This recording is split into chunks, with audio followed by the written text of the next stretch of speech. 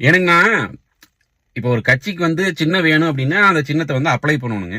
அந்த அப்ளை பண்றதுக்கு கூட தெரியாது, நான் மறந்துட்டேன், இல்ல டிசம்பர் 17 வந்துச்சு, அது எங்களுக்கு தகவல் தெரியாது, நாங்க வந்து வெள்ளத்துல இருந்தோம், அதை மறந்து போட்டோம் அப்படின்னு சொல்லி போட்டு இன்னைக்கு சின்னம் இல்லைன்னு தையா தக்கான்னு குதிச்சுக்கிட்டு யார் மேலேயே பழைய போட்டா இதுக்கு யார் வந்து பொறுப்பாருது, இதுக்கு யார் வம்பு வந்து தலையில ஏற்றி வச்சுக்கிறது?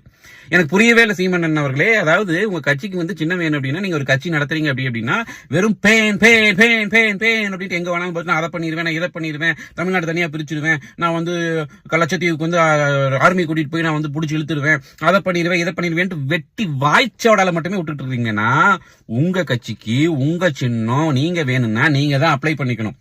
ஒரு எம்எல்ஏ கிடையாது, ஒரு எம்பி கிடையாது. அப்ப வேணும் அப்படின்னா அந்த குறிப்பிட்ட தேதியில ஒரு அரசாங்கம் அந்த கெஜெட்ல அந்த ஒரு வெப்சைட்ல அந்த விஷயங்களை வந்து நமக்கு தரும்போது நீங்க தான் போய் அதை வந்து முன்னெச்சரிக்கையா உங்களோட அதுக்கு ஒரு டீம் வச்சுட்டு பண்ணணும். நீங்க அதெல்லாம் விட்டு போட்டு வாய்ச்சாடல் ஓட்டுறதுக்கு மட்டும் ஒரு டீம் வச்சுக்கிட்டு இதை பேசுறேன் அப்படின்னு எந்த மாதிரி பேன் பேன் பக்கத்துல இருக்க கண்ணை குத்திக்கிட்டு வெறும் இதை மட்டுமே பண்ணிட்டு இருந்தா அப்புறம் உங்களுக்கு சின்னம் கிடைக்குமே கிடைக்காதா? சரி, அப்படி கிடைக்காத ஒரு சின்னத்தை யார் மேலேயே நீங்க பழகி போட்டுருக்கீங்க.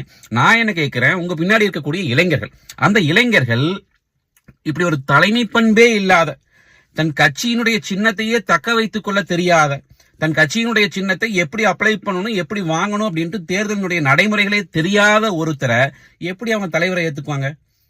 எனக்கு தெரிஞ்சு உங்களை வந்து தலைவராக ஏத்துக்கிட்ட எத்தனையோ இளைஞர் படையினர் இன்று உண்மையான தலைமையின் பக்கம் திரும்புவார்கள்.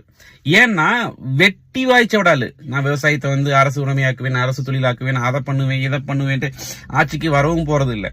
நீங்க ஏதோ பேசணும்ட்டு கண்டதை பேசிட்டு இருக்கீங்க. இன்னைக்கு எல்லாத்துக்கும் தெரிஞ்சு போச்சு, வெறும் வாய் தான், அங்க விஷயம் ஒண்ணும் இல்லைங்கிறது தெரிஞ்சு போச்சு. இனிமேலாவது விஷயத்தை கொஞ்சம் கொண்டு வாங்க, வாயை குறைங்க, உங்களுடைய கட்சியை காப்பாத்திக்கிறதுக்கு உண்டான வழியை பாருங்க, கட்சியினுடைய நடைமுறைகளை வந்து பின்பற்றுங்க. நன்றிங்கண்ணா.